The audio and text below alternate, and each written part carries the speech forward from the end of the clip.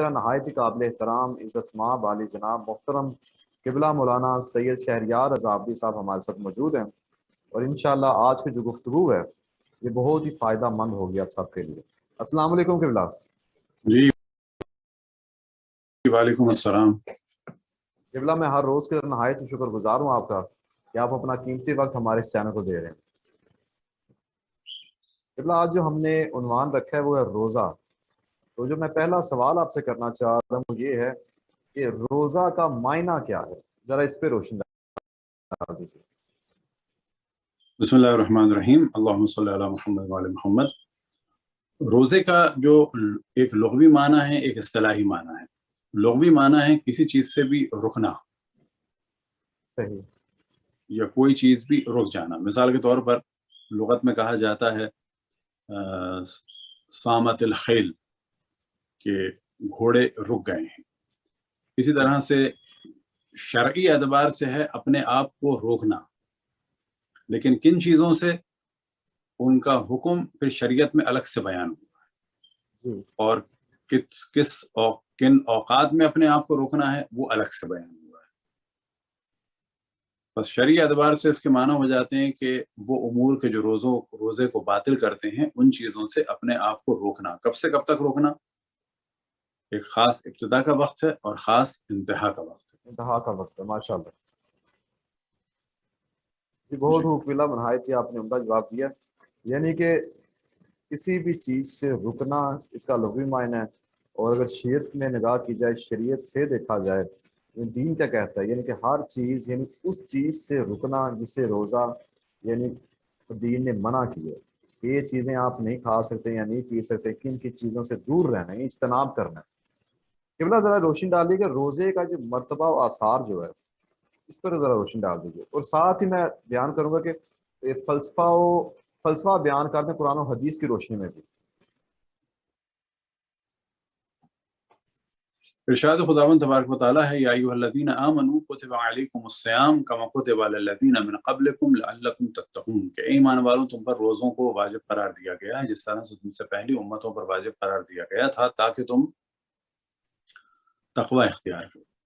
ماشاء اور اللہ، ایک معنی کیے جا سکتے ہیں تاکہ تم صاحب تقوی ہو جاؤ۔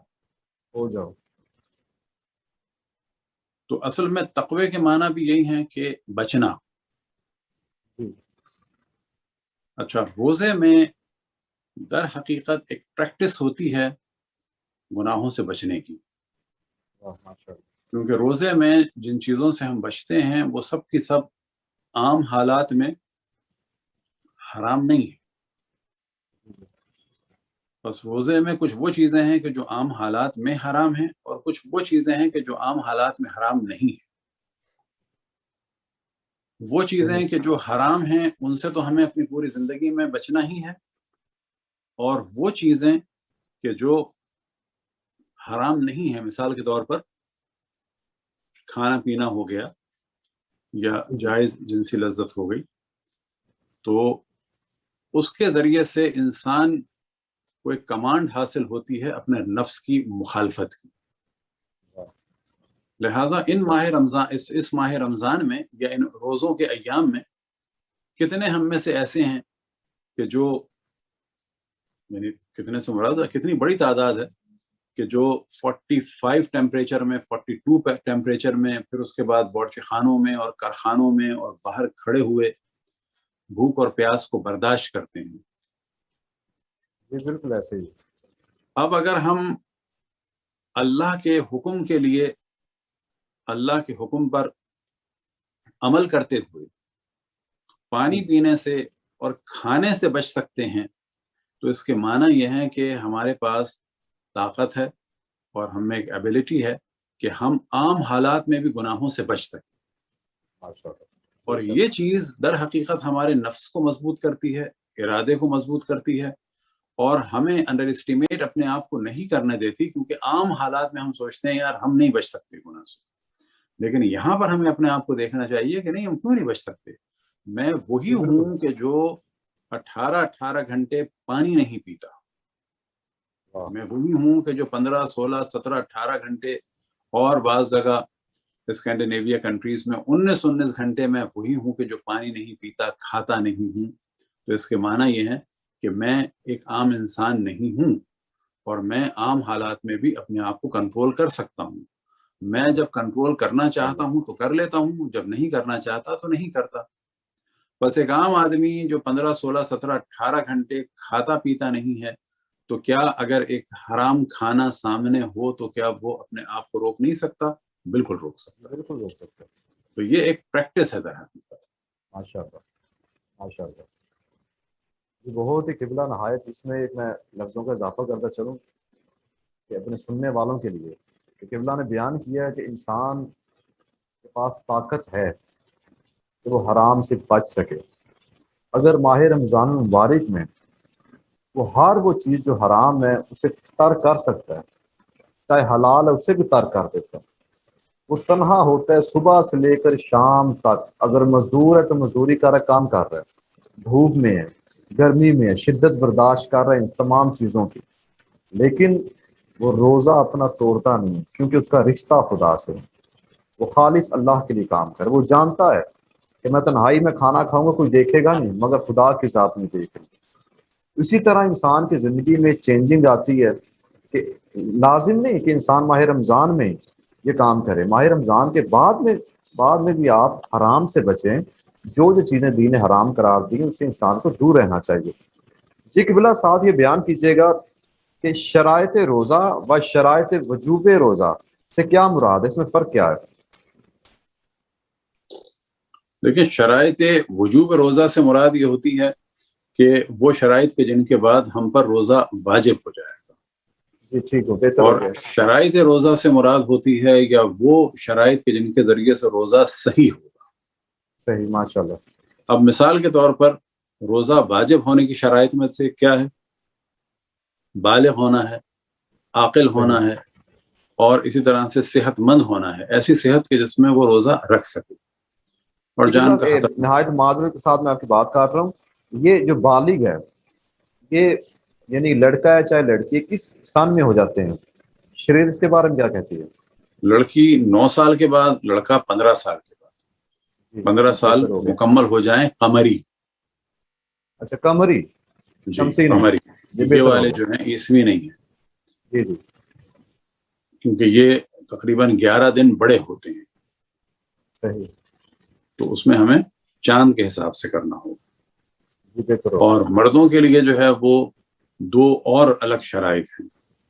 عام طور پر ان کو ڈسکس نہیں کیا جاتا، جن میں سے ایک یہ ہے کہ سوتے میں اس پہ غسل واجب ہو جائے اور ناف کے نیچے سخت بال آ جائیں. تو ضروری نہیں ہے کہ مرد لڑکے پر 15 سال میں ہی روزہ واجب ہو. جب یہ شرائط آ جائیں بالکل صحیح، اس پہ روزہ واجب ہو جاتا ہے. جی بہتر ہو گیا، ماشاء اللہ. تو قبلہ صاحب یہ بیان کر دیجیے کہ یہ جو بعض انسان ایسے ہوتے ہیں کہ انہیں اس بات کا علم نہیں ہوتے وہ روزے سے ہیں، لیکن وہ بعض اوقات ایسی حرکت یا ایسی کوئی چیز کچھ کام کرتے ہیں، عمل کرتے ہیں جس وجہ سے ان کا روزہ باطل ہو جاتا ہے. تو شریعت اس بارے میں کیا کہتی ہے کہ مبطلات روزہ کیا ہیں؟ دیکھیں، مبطلات روزہ جس سے کھانا ہے، پینا ہے، اس طرح سے ایک مکمل جنسی تعلق ہے، خدا رسول اور ائمہ علیہ السلام پر جھوٹ بولنا ہے. لیکن یہ روزہ باطل جب ہوگا جب یہ کام جان بوجھ کے کیے جائیں. صحیح. یا مثال کے طور پر غسل جنابت میں یا واجب غسل پہ باقی رہنا، یہ وہ ساری چیزیں ہیں کہ جن سے روزہ باطل ہو جائے گا. لیکن اگر یہ کھا لے انسان، کوئی پی لے اور توجہ نہ ہو تو پھر اس سے روزہ باطل نہیں ہوگا. صرف اتنا کرنا ہوگا جو چیز منہ میں ہے اس کو نکال دے. صحیح. لہذا جب میں شروع میں روزے رکھتا تھا تو آج تک بھول کے نہیں کھایا کچھ. ایک دفعہ مجھے یاد ہے کہ قضا روزہ ایک دفعہ رکھا ہوا تھا، قضا عمری روزے. تو وہ کیونکہ عام دنوں میں ظاہر رکھے تھے تو اس میں کسی کا چائے پی لی تھی بس. تو جب میں نے شروع میں روزے رکھے تو بعض دفعہ میں ایسی کہتا تھا مذاق میں، تھوڑا سا غصے میں بھی، کہ ظاہر بچے تھے اس زمانے میں کہ یہ اتنے لوگ بھول کے کھا لیتے ہیں، میں کبھی بھولتا کیوں نہیں. کیونکہ بعض دفعہ لوگ کہتے تھے بھول کے پانی پی لیا. صحیح. میں ایسے ہی کہتا تھا مذاق میں یا کبھی کبھی غصے میں بھی تھوڑا سا، اتنے لوگ بھول کے پانی پی لیتے ہیں، میں کیوں نہیں بھولتا؟ تو اگر کوئی بھول کے پی لے تو صرف اس کی ذمہ داری یہ ہے کہ جو کچھ ہے اس کو نکال دے، اندر سے نہیں نکالنا ہے، صرف منہ سے نکال دے. جی جی بالکل. جو کھا چکا ہے بس شکر کرے کہ بھولنے کی عادت بھی اچھی ہے کبھی کبھی. بہتر. چلے مالک بالکل آپ نے بہت اچھی مثال دی ہے، اور یہ بڑک پان ہوتا ہے کہ انسان اپنی ہی مثال دے. قبلہ ساتھ ہی بیان کیجیے گا کہ آج کل ہمارے معاشرے میں بیماریاں بہت زیادہ ہو چکی ہیں. کسی کو بلڈ پریشر کا مسئلہ ہے، کوئی کسی بھی مرض میں مبتلا ہے. بعض اوقات حکیم یا ڈاکٹر وغیرہ کسی شخص کو کہتے ہیں جناب آپ روزہ نہ رکھیں، اگر آپ رکھیں گے تو آپ کے لیے جان لے گا. تو کیا شریعت اس بارے میں کہتی کیا وہ روزہ رکھیں یا نہ رکھیں؟ اس کے بارے میں کیا حکم ہے؟ دیکھیں یہاں پر اگر ڈاکٹر کہے کہ نہ رکھیں تو کبھی تو اس کی بات کو ماننا ہوگا اور کبھی نہیں ماننا ہوگا. اچھا بہتر. اسی طرح سے ہم بھی فیصلہ کر سکتے ہیں کہ رکھیں یا نہ رکھیں. جی. تو ڈپینڈ کرتا ہے کہ کیس کیا ہے. لیکن اس سے پہلے اس مسئلے کو ڈسکس کریں. ہمارے معاشرے میں عام طور پر بہت ساری چیزوں پہ توجہ نہیں ہے، اور انہی میں سے ایک چیز جو آپ نے نام بھی لیا بلڈ پریشر کا، تو یہ بات سننے میں آتی ہے بہت زیادہ کہ کل میرا بلڈ پریشر ہائی ہو گیا تھا اور پتہ ہے ڈاکٹر نے دوا دی، یا یہ کہ ابا کا یا اماں کا یا فلانے کا بلڈ پریشر ہائی ہو گیا تھا ڈاکٹر نے دوا دی. تو یہ جو جملے ہیں اور یہ جو کیفیت ہے یہ انتہائی اس چیز کی غماز ہے کہ ہمارے یہاں بہت جہالت ہے. کیونکہ یہ جو ڈاکٹر کے گئے ہیں اس کے معنی یہ ہے کہ بہت شوٹ کر گیا تھا، ان کو بلڈ پریشر پہلے سے تھا. صحیح. اور کچھ لوگ تو کیا ہمارے یہاں بہت بڑی تعداد ایسی ہے کہ جو بیمار ہے لیکن وہ ظاہر یہ کرتے ہیں کہ ہم بیمار نہیں ہیں، اور خصوصاً اس بلڈ پریشر کی وجہ سے ان کو پھر ہارٹ پرابلم، کڈنی پرابلم، بہت سارے پرابلم ہو جاتے ہیں، اور وہ اسی خوش فہمی میں ہوتے ہیں مجھے تو کچھ نہیں ہے. جبکہ یہ جو دوا ان کو اچانک لینی پڑ گئی کل یا پرسوں، تو یہ جو ڈاکٹر نے ان کو دی ہے یہ تو مجبوراً دی ہے، ورنہ تو یہ ان کو ڈیلی کھانی چاہیے تھی. اسی طرح سے ہمارے یہاں بعض دفعہ ہم دیکھتے ہیں جی غربت ہے وہ الگ معاملہ ہے، لیکن وہ لوگ جن کے حالات اچھے ہیں وہ بھی کیئر نہیں کرتے کہ اپنا کوئی چیک اپ کرا لیں. پھر یہ کہ کھانے پینے پہ ذرا توجہ دیں، اور یہ ذہن میں رہے کہ اکثر بیماریاں زیادہ کھانے سے اور مرغن کھانے سے ہیں.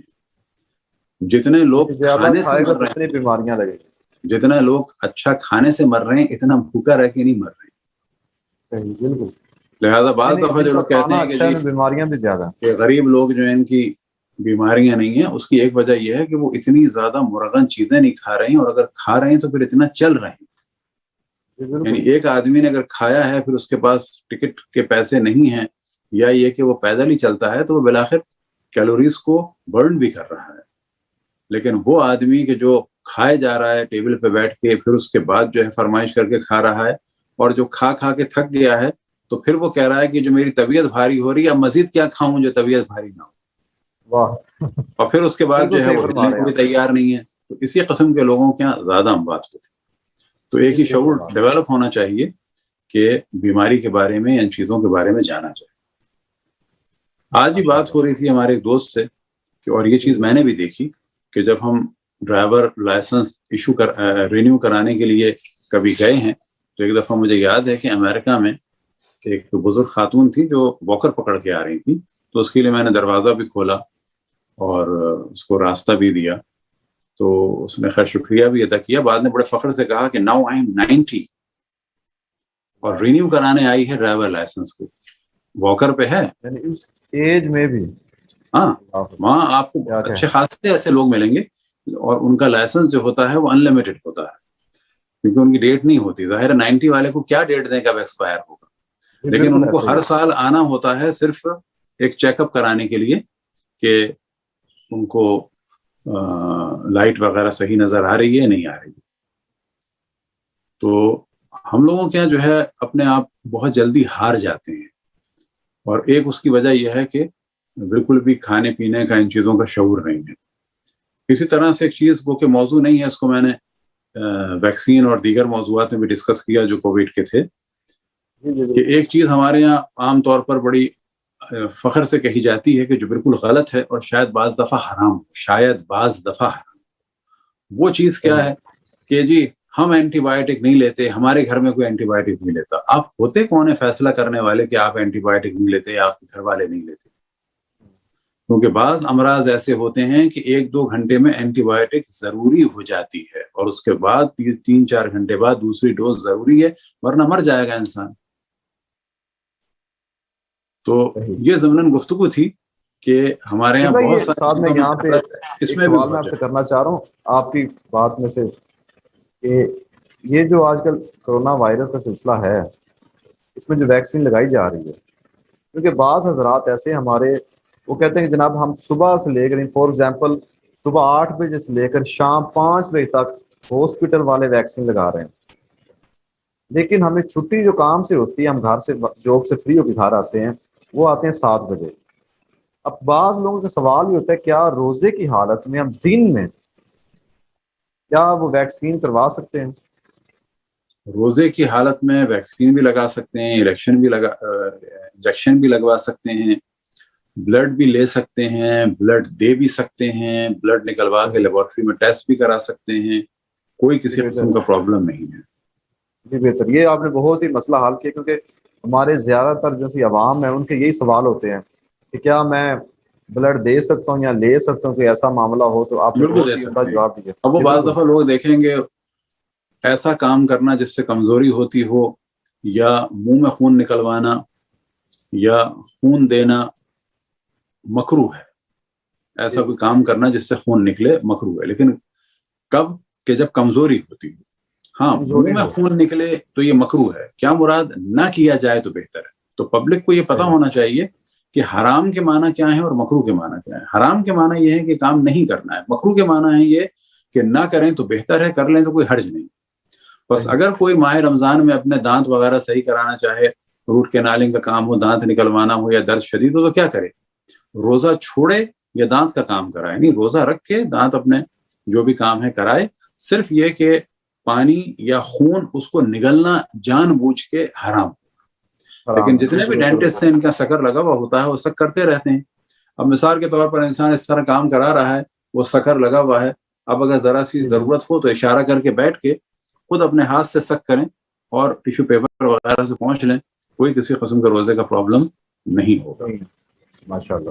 اس طرح سے ایک پرابلم آتا ہے، مسائل حل کی، خوشبو لگا سکتے ہیں، تو روزے میں خوشبو بھی لگا سکتے ہیں. بلکہ روایتوں میں نقل ہوا الطیب تحفۃ الصائم، خوشبو جو ہے وہ روزے دار کے لیے ایک ہدیہ ہے. اب یہاں ڈسکس ہوتا ہے کہ الکوہلک اور نان الکوہلک دونوں لگا سکتے ہیں. الکوہلک پرفیوم میں شراب نہیں ہوتی، الکوہلک پرفیوم میں انڈسٹریل الکوہل ہوتی ہے، ایتھائل یا میتھائل، اور وہ پاک ہے، کوئی اس کے اندر ہر پرابلم نہیں. اچھا، ہمارے پاکستان میں قبلہ یہ بہت زیادہ یہ مسئلہ ہے کہ کہتے ہیں جس پرفیوم کے اوپر الکوہل لکھا ہوا ہے وہ کہتے ہیں اگر آپ نے لگا لیے تو آپ کی نماز بھی نہیں ہوگی. کوئی ایسا پرابلم نہیں ہے. الکوہل اس کے اندر، الکوہل کے 2 معنی ہوتے ہیں. الکوہل ایک دفعہ شراب کو کہا جاتا ہے، اور الکوہل جو ہے وہ کہا جاتا ہے انڈسٹریل الکوہل کو، ایتھائل یا میتھائل. اب وہ پالیتھین میں رنگوں میں ڈلتی ہے، الکوہل شامل ہو تو پھر پڑھ سکتے ہیں. دیکھیں وہی بات ہو رہی ہے، الکوہل کے 2 معنی ہیں. الکوہل ایک تو شراب کے معنی میں ہے نشے کے لیے، ایک الکوہل ہے انڈسٹریل الکوہل جو پرفیوم میں اور اس قسم کی چیزوں میں ڈلتی ہے، وہ انڈسٹریل الکوہل ڈلتی ہے اور وہ سب پاک ہے. وہ جو الکوہل شراب کے معنی میں ہے وہ پرفیوم میں نہیں ڈلتی ہے، وہ نجس ہے. یعنی لفظ ایک ہے لیکن الگ الگ کریں. یہ جو آپ نے آج یہ موضوع بیان کیا نا کہ الکوہل والا، یہ بہت بڑا مسئلہ ہے پاکستان میں. ہماری میں سمجھتا ہوں کم سے کم 90% لوگ ایسے ہیں جو اسی جہالت میں مبتلا تھے.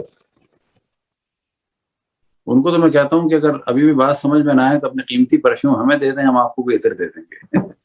بالکل بہتر، اچھے ہمیں عطر دیے جائیں. بہت خوب. اچھا قبلہ ساتھ میں بیان کیجیے گا کہ ایک شخص اگر روزہ نہیں رکھ پاتا، فور ایگزامپل کہ ایک شخص نے 15 روزے رکھے ہیں یا اس میں سے ایک روزہ اسے چھوٹ گئے ہیں، 10 روزے چھوٹ گئے، تو ایک روزے قضا کیا ہوگی؟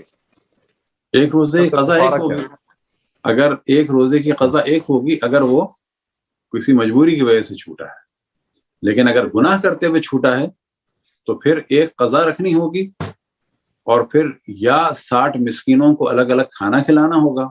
یہ نہیں کہ 10 ہی آدمیوں کو 6 دن کھلا دیا نا، الگ الگ 60 مسکینوں کو اچھا الگ الگ ہونے چاہیے، الگ الگ. ہاں یہ کر سکتے ہیں کہ 60 افراد کو ہم نے کھانا دیا آج کے روزے کا، انہیں 60 کو اگلے روزے کا بھی دے دیا، یہ ہو سکتا ہے. لیکن یہ نہیں کر سکتے کہ 10 آدمیوں کو 6 دفعہ دے دیا. 60 مسکینوں کو کھانا کھلانا ہے یا 60 روزے رکھنے ہیں. 60 روزے جو رکھے جائیں گے اس میں سے 1 مہینے کے روزے لگاتار رکھنے ہوں گے اور 30 روزے وہ پھر الگ الگ بھی رکھ سکتے ہیں. تو اگر کسی نے گناہ کرتے ہوئے جان بوجھ کے روزہ توڑا یا چھوڑا تو اس کو 1 روزہ رکھنا ہے قضا کی نیت سے اور 60 روزے رکھنے ہیں جرمانے کے طور پر اور کفارے کے طور پر. لیکن اگر بیماری کی وجہ سے یا سفر کی وجہ سے چھوڑا ہے تو پھر 1 روزے کے بدلے 1 رکھنا. جی بہتر. ہوتا ہے نا ہمارے معاشرے میں بعض اوقات اسی طرح کیا جاتا ہے کہ کچھ لوگ ہوتے ہیں جناب دل گھبرا گیا اچانک، ایک ہوتا ہے جان بوجھ کر، بعض لوگوں کا دل گھبرا جاتا ہے یا پھر بلڈ پریشر ہائی ہو گیا، لو ہو گئے، یا پھر چکر آنے لگ گئے ہیں. ہاں تو پھر گھر والے اکثر کہتے ہیں جناب تم روزہ کھول لو، اسے پانی پلایا، کھانا کھلایا، اس کے بارے میں کیا کہا جائے گا؟ دیکھیں اگر کسی کو لگ رہا ہے کہ اس کی شوگر لو ہو گئی ہے اور اس کو پتا ہے کہ یہ چیز خطرناک ہے، وہ روزہ توڑ دے. لیکن یہ ساری چیزیں اس کے اور اللہ کے درمیان، نہ یہ کیفیت ہو کہ اللہ مالک ہے میں تو جان بھی دے دوں، نہ یہ حرام. یہ جو پاکستان میں 3-4 سال پہلے شدید گرمی پڑی تھی، اسٹروک لگ رہے تھے، تو اس میں جو ہے وہ ہم نے بعض ایک ویڈیو بھی بنائی تھی کہ کبھی بھی ایسی کیفیت ہو تو فوراً روزہ توڑیں. تو کبھی کسی کی شوگر لو ہو فوراً روزہ توڑنا چاہیے. اب دل گھبرا رہا ہے، دیکھیں دل تھوڑا سا تو ظاہر ہے بھوک پیاس کے بعد گھبراتا ہے، لیکن ایک دل گھبرانا ہوتا ہے کسی کو تجربہ ہے کہ کوئی ہارٹ کا پرابلم ہو رہا ہے.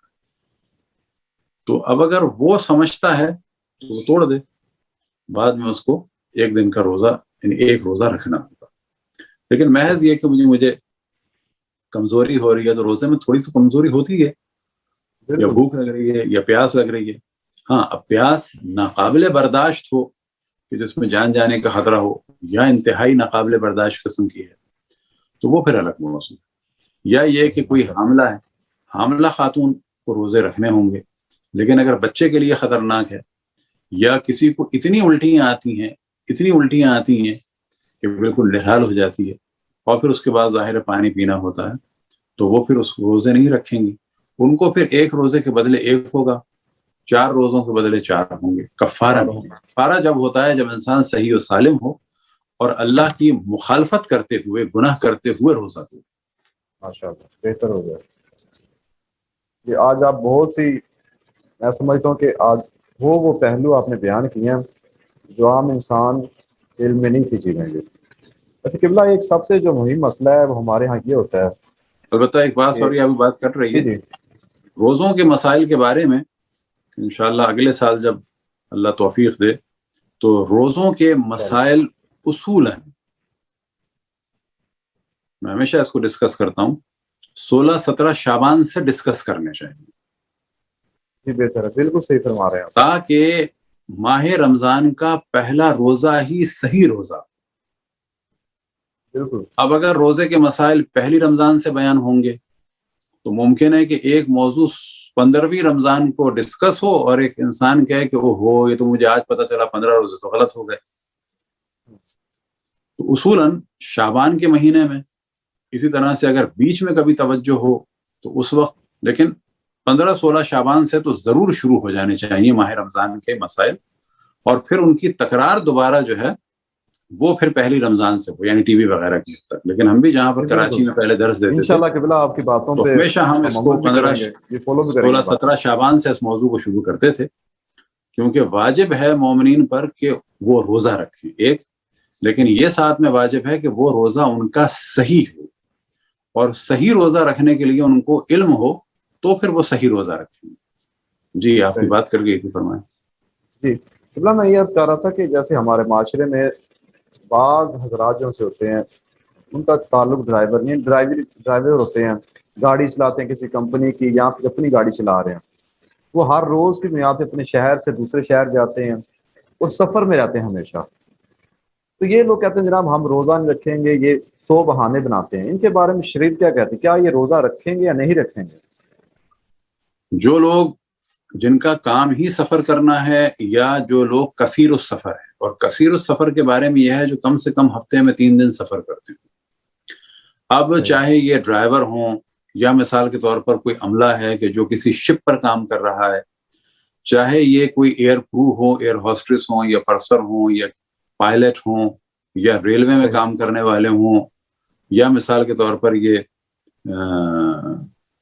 ٹرکس وغیرہ سے ریلیٹڈ ہوں، بسوں میں ہوں، یہ سب مانے جائیں گے جن کا کام ہی سفر میں ہے. اور اگر کچھ ایسے افراد ہیں کہ جو 3 دن سفر کرتے ہیں، مثال کے طور پر بعض ڈاکٹر ہیں کہ جو 3 دن مختلف شہروں میں بیٹھتے ہیں، تو یہ بھی کثیر و سفر کہلائیں گے. تو ان لوگوں کا حکم یہ ہے کہ یہ سفر میں بھی اور اپنے شہر میں بھی پورے روزے رکھیں گے. وہ مسافر جس پہ روزہ قصر ہو جاتا ہے، وہ ہیں کہ جن کا کام سفر نہیں ہے اور وہ سفر پہ آج جا رہے ہیں. اگر یہ 10 دن کا سفر ہے، کسی ایک جگہ رکے ہیں، جب چل رہے ہیں تو ان کا روزہ قصر ہے. لیکن اس میں بھی یہ ذہن میں رہے کہ بعض دفعہ غلطی ہو جاتی ہے مسافروں سے بھی، کہ فرض کریں کہ ہمارا ٹکٹ جو ہے وہ ٹرین کا یا بس کا یا پلین کا وہ ہے 10 بجے صبح کا، اور ہمیں جا کر ٹرمینل پر یا اسٹیشن پر یا ایئرپورٹ پہ 10 بجے پہنچنا ہے، 9 بجے پہنچنا ہے، 10 بجے کی ہے، تو ہمیں روزہ رکھنا ہوگا. روزہ رکھ کے جا کے وہاں بیٹھیں گے. بیٹھنے کے بعد جو ہے وہ جب ہم بس سے یا ٹرین سے یا جہاز سے شہر سے باہر نکل جائیں گے، تب یہ روزہ ختم ہوگا. اگر ہم ظہر سے پہلے سفر کر لیں. لیکن اگر ظہر سے، میں معذرت کی بات کر رہا ہوں، اگر ہم ظہر سے پہلے مثال کے طور پہ ہم سفر شروع کرتے ہیں 9 بجے اور ہمیں پتا ہے کہ 6 گھنٹے کا سفر اپنی منزل پہ میں 3 بجے پہنچوں گا، تو کیا روزہ اس کا ٹھیک ہوگا؟ رکھ سکتا ہے وہ روزہ رکھ کے سفر شروع کرے گا. جب وہ شہر سے نکل جائے گا تو اب اس کا روزہ ختم ہو جائے گا. یعنی اپنے شہر سے نکلتے ہی روزہ ختم ہو جائے گا؟ ہاں، حد ترخص سے جب نکلے گا تو روزہ ختم ہو جائے گا. جب شہر کی دیواریں ختم ہو گئیں، جب شہر سے نکل گیا اور تقریباً سمجھیں کہ احتیاطاً کم سے کم 30 کلومیٹر باہر نکل گیا، تو پھر اس کا روزہ ختم ہو جائے گا. اب وہ چاہے کھائے پیے یا نہ کھائے نہ پیے، اس کا روزہ ختم ہو گیا. لیکن اگر وہ نکلتا ہے، اکثر انسان یہ سوال کرتے ہیں اگر ہم زوال کے بعد، یعنی ظہر کے بعد بھی نکلیں، اب اگر ظہر کے بعد نکلیں گے گھر سے شہر سے، تو پھر روزہ رکھنا ہوگا. اب یہاں پہ ہم فرض کر لیتے ہیں ہمارا ٹکٹ ہے 2 بجے کا، تو پھر ہمیں روزہ رکھنا ہوگا اور سفر میں بھی رکھنا ہوگا، اور پھر مغرب کے بعد وہ خود بخود ختم ہو جائے گا. ایک صورت یہ ہے کہ وہ زوال سے پہلے یعنی ظہر سے پہلے ہے. اس صورت میں بھی ہمیں روزہ رکھنا ہوگا. اگر زوال سے پہلے وہ اپنی منزل پہ پہنچ جائے. ہاں، اب اگر وہ زوال سے پہلے اپنی منزل پہ پہنچ گیا ہے اور اس نے کھایا پیا نہیں ہے اور وہاں 10 دن رکے گا یا اپنے شہر میں پہنچ گیا ہے، تو پھر وہ روزے کو رکھ سکتا ہے. لیکن فرض یہ ہے کہ ہم اپنے شہر سے نکل رہے ہیں اور ہمارا ٹکٹ زوال سے پہلے کا ہے، تو ہم روزہ رکھیں گے، ایئرپورٹ یا ٹرمینل یا اسٹیشن پہ جا کے بیٹھیں گے، اور جب شہر سے نکلیں گے تو روزہ ختم ہوگا. لیکن فرض یہ کرتے ہیں کہ وہ فلائٹ یا ٹرین یا بس کینسل ہو گئی اور زوال ہو گیا، تو اب کیا کرنا ہوگا؟ اب ہمیں روزہ رکھ کے جانا ہوگا. بس ایک بہت بڑی غلط فہمی ہوتی ہے مسافروں سے کہ وہ اس دن روزہ نہیں رکھتے ہیں. اس دن روزہ رکھنا ہوگا، اس کے بعد جب شہر سے نکلیں گے پھر قصر ہوگا. صحیح، ماشاءاللہ. یہ آپ کے توسل سے یہ باتیں ہمارے ناظرین و سامعین تک پہنچ رہی ہیں، انشاءاللہ اس پہ عمل بھی کریں گے. قبلہ ساتھ یہ بیان کیجیے گا کہ جیسے آپ نے شروع میں قرآن حکیم کی آیت تلاوت کی کہ پچھلی امتوں پر بھی روزے فرض کیے گئے، جس طرح اس امت پر روزے فرض ہیں، کیا اسی طرح فرض ہے؟ ان کا طریقہ کار کچھ اور تھا؟ جی، یہ واضح ہے قرآن مجید میں، کما کتب علی الذین من قبلکم، کہ جس طرح سے تم سے پہلی امتوں پہ روزوں کو واجب قرار دیا گیا تھا. تو اب روزے مختلف ادیان میں واجب یا مستحب ہیں. اب ہم فقط پہلے مرحلے میں نگاہ ڈالتے ہیں جو ابراہمک ریلیجن ہے, دین ابراہیمی. تو یہودیوں میں روزہ ہے, آج بھی ہے. اچھا آج بھی ہے. ان کے یہاں بھی جو لفظ ہبرو کا ہے وہ صوم ہے. صوم. اور ان کا ایک روزہ تو بہت مشہور ہے, اسے کہتے ہیں یم کپور کا روزہ. اور وہ یم کپور کا جو روزہ ہے وہ ان کے 7ویں مہینے تشریع کی 10ویں تاریخ کو ہے. اور وہی یہ روزہ ہے کہ جس کے بارے میں روایات میں ہے کہ رسول اللہ صلی اللہ علیہ وسلم نے یہودیوں کو روزہ رکھتے ہوئے دیکھا عاشور کا. تو وہ عاشور کا روزہ نہیں ہے, وہ در حقیقت عاشر کا روزہ ہے, یعنی 10ویں تاریخ کے 7ویں مہینے کی 10ویں تاریخ کا روزہ ہے. بالکل ٹھیک. یہ روزہ آج بھی اگر آپ سرچ کریں اسے کہتے ہیں یم کپور کا روزہ, یم کیپور. تو یہ 24 گھنٹے کا روزہ ہوتا ہے. اچھا, یعنی کہ 24 گھنٹے لگاتار 24 گھنٹے کھانا نہ کچھ پینا. جی. اسی طرح سے ان کے اور بھی بعض روزے ہیں یہودیوں میں. اچھا, یہ ہم پہلے بیان کر چکے ہیں کہ شریعت کے معاملے میں سب سے زیادہ نزدیک جو ہم سے دین ہے وہ یہودی ہے. بالکل ایسے ہی. بہت ساری چیزیں یہودیوں کی اور مسلمانوں کی ملتی جلتی ہیں. اور کیونکہ عیسائیوں میں پول نے شریعت کو ختم کر دیا تھا, لیکن وہاں پھر بھی روزہ تھا. ایک روزہ سابقہ امتوں میں تھا جو اسلام میں نہیں ہے, وہ چپ رہنے کا روزہ تھا. یہ چپ رہنے سے مراد خاموش, اگر وہ بولے گا کلام کرے گا روزہ اس کا ٹوٹ جائے گا. ہاں, کلام نہیں کرے گا, خاموش رہے گا, کلام نہیں کرے گا.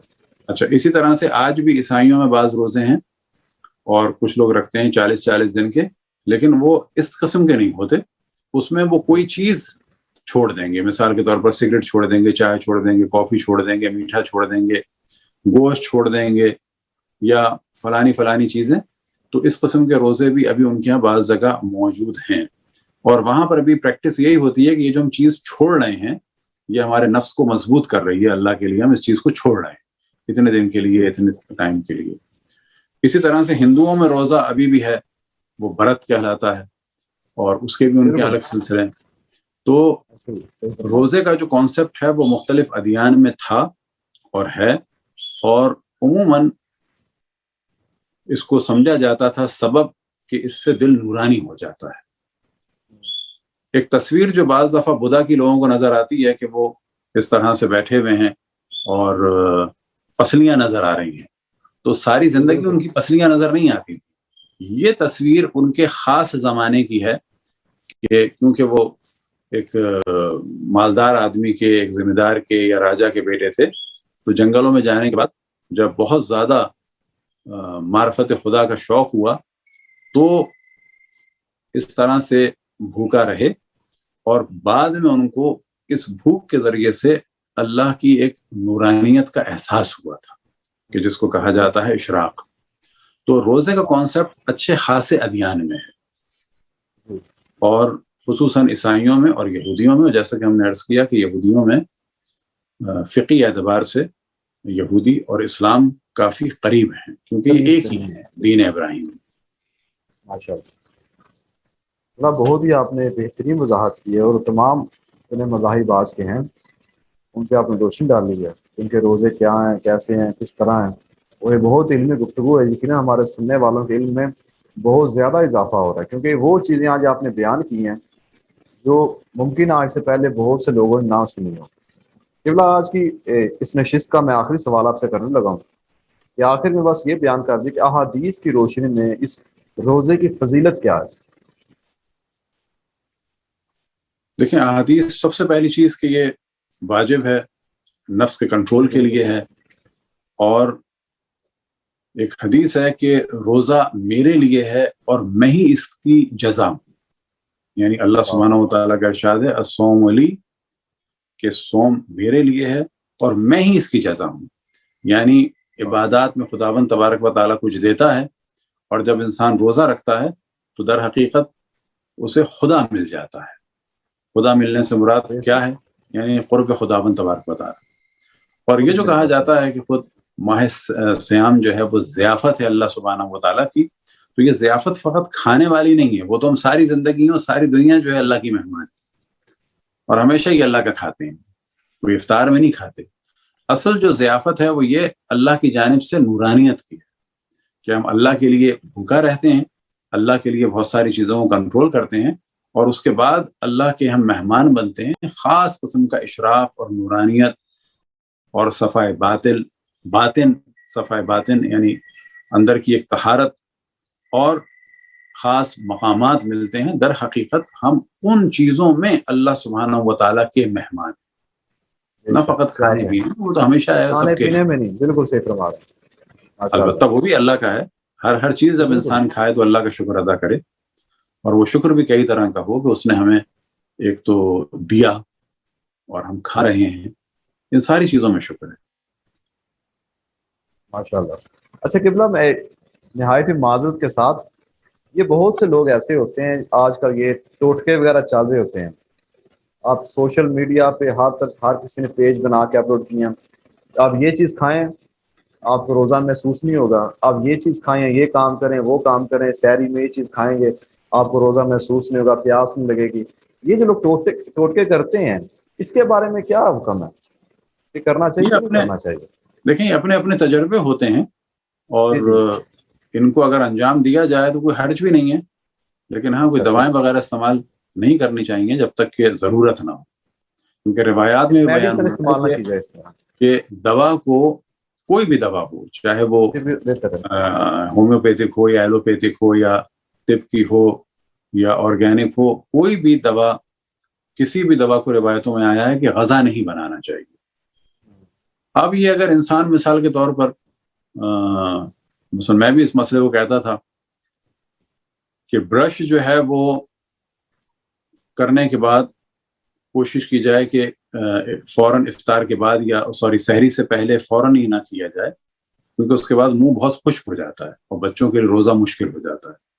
لہٰذا ان سے کہا جائے کہ مثال کے طور پر کریں اور اس کے بعد تھوڑا سا کھائیں پیئیں، اس کے بعد جو ہے بے شک کلی کر لیں تاکہ منہ بہت خشک نہ ہو جائے. فوراً نہ کریں. اب یہ نہیں کہ حرام ہو جائے گا، کیونکہ خصوصاً بچوں کو ایسا کام کرانا ہے اس کے بعد ان کو اللہ کی اطاعت مشکل نہ ہے. اسی طرح سے مرچوں والے کھانے نہ ہوں، ایسے کھانے جس کے بعد بہت زیادہ کسی کو جلن ہوتی ہے جیسے گرم مسالے وغیرہ. تو اس قسم کی احتیاط کی جائے تو جس میں اللہ کی اطاعت جو ہے مشکل نہ ہو، خصوصاً بچوں کے لیے. اب مثال کے طور پہ لوگ کہتے ہیں کہ آخر میں کوئی کھیرا کھا لیں، تربوز کھا لیں، تو ایسا کہنے میں کوئی حرج نہیں ہے، اور عام طور پر لوگ اپنے تجربے بیان کر رہے ہوتے ہیں تو ان کو بھی بیان کرنے میں کوئی حرج نہیں ہے جب تک کہ کوئی دوائیں وغیرہ نہ بتائیں. جی بہتر ہو گیا ماشاءاللہ. ناظرین، آج آپ نے بہت سے روزے کے مسائل سنے ہیں اور یقیناً آپ سب اس پہ عمل بھی کریں گے. آخر میں آج بیان کرتا چلوں کہ روزے کا مطلب صرف یہ نہیں کہ انسان بھوکا رہے، پیاسا رہے، اور آپ صبح سحری اچھی خاصی کریں، جب افطاری کا وقت ہو اس میں طرح طرح کھانے سامنے ہو، پیٹ بھر کے کھانا کھائیں. کہیں ایسا نہ ہو کہ آپ کا ہمسایہ بھوکا رہ جائے، کہیں ایسا نہ ہو کوئی جس سے بھوک کی شدت ہے، جس کے بچے ہیں، اگر یہ 3 بچوں کا خیال رکھا جائے، اگر آپ سحری کر رہے ہیں، افطاری کر رہے ہیں، تو کم از کم آپ کو اپنے ہمسایوں کا خیال رکھنا چاہیے، ان لوگوں کا خیال رکھنا چاہیے جن کے پاس یہ چیزیں موجود نہیں. قبلہ، ہم نہایت ہی شکر گزار ہیں آپ کے کہ آپ نے ہمسائے کا جو آپ نے کہا، سوری بات کر رہی ہے، صحیح کہا. سب سے پہلے جو گھروں میں نوکر ہیں ان کا خیال کریں، ان کے کام کو کم کریں. روایتوں میں آیا ہے کہ جو آپ کے کام والے ہیں ان کے اوپر سے کام کو کم کریں، اللہ جو ہے وہ آپ کے زحمتوں کو کم کرے گا. یہ اتنی بات واضح ہے، جو بھی نیکی کریں گے اس کا جزا ملتا ہے. اسی طرح بیان ہوتا ہے روایت میں کہ ایک دن حضرت سیدہ فاطمہ تو زہرا سلام علیہا کام کیا کرتی تھی گھر کا، اور کہا جاتا ہے کہ ایک دن ان کی جو کنیز ہیں حضرت فضا سلام علیہا وہ کام کرتی ہیں. کیا یہ بات ٹھیک ہے؟ بالکل جی، بالکل بالکل. اس کے علاوہ بھی جو ہے وہ کسی قسم کا ان پہ بوجھ نہیں ڈالا جاتا. یہی سیرت آل محمد ہے. کیا کہنا. اور اسی طرح سے جو ہے بعض دفعہ لوگ باہر جا کے اداروں میں پیسے دینا چاہتے ہیں، جبکہ سب سے پہلے اپنے رشتہ داروں کو دیکھیں، سگے بہن بھائی کو دیکھیں. اسی طرح سے بہت سارے لوگ ویلفیئر کا کام کرنا چاہتے ہیں لیکن اپنے نوکروں کو دینے کو تیار نہیں ہوتے. ویلفیئر کا کام کرنا ہے تو پہلے ادھر سے کریں، حقدار کو اس کا حق دیں. اب اگر کوئی مسجد بھی بنوا دے اور نوکر کو صحیح تنخواہ نہ دے رہا ہو تو کوئی ایسے مسجد بنانا کمال نہیں. اصل کمال یہ ہے کہ حقدار کو اس کا حق دو جو تم پر واجب. بالکل. ایک گھر میں کسی ایک نوکر کے بقول کہ ہماری باجی سیب جب پھینکتی ہیں تو گن کے پھینکتی ہیں, کسی نے پہلے کھا تو نہیں لیا تھا, سمجھے آپ؟ یعنی اتنے رکھے تھے کہ سڑ جانے چاہیے اور پھینکتے وقت پتا چلے کہ واقعا سارے ہی خراب ہوئے ہیں, ایسا تو نہیں کسی نے کھا لیے تھے. تو یہ کیفیت نہ ہو, اور جب ویلفیئر کرنا ہو تو پہلے اپنے سگے رشتہ داروں سے اور گھروں میں نوکروں سے. بہت ساری خواتین ایسی ہیں جو ویمن رائٹ ایسوسی ایشن چلا رہی ہیں لیکن ان کی گھر کی کام والی کو کوئی رائٹ نہیں ہے, پہلے اس کو رائٹ دیں. بہت اچھا پیغام آپ نے پہنچایا ہمارے سننے والوں کو. بالکل ماشاء اللہ. انشاءاللہ 29 ماہ رمضان المبارک تک ہم آپ سے یوں ہی علمی استفادہ کریں گے, اور یقیناً ہمارے جتنے سننے والے ہیں دیکھنے والے ہیں ان کے علم میں اضافہ ہوگا, اور اللہ نے چاہا تو انشاءاللہ 29 ماہ رمضان تک بہت سے لوگوں کی زندگیوں میں چینجنگ آ جائے گی, وہ سیرت آل محمد کو اپنائیں گے انشاءاللہ. قبلہ نہایت ہی ہم شکر گزار ہیں آپ کے, آپ نے بہت ہی قیمتی وقت ہمیں دیا ہے. اللہ کی توفیق. جی بہت شکریہ قبلہ. آج کے لیے صرف اتنا ہی. دیکھتے رہیے مہمان رمضان. والسلام. خدا حافظ.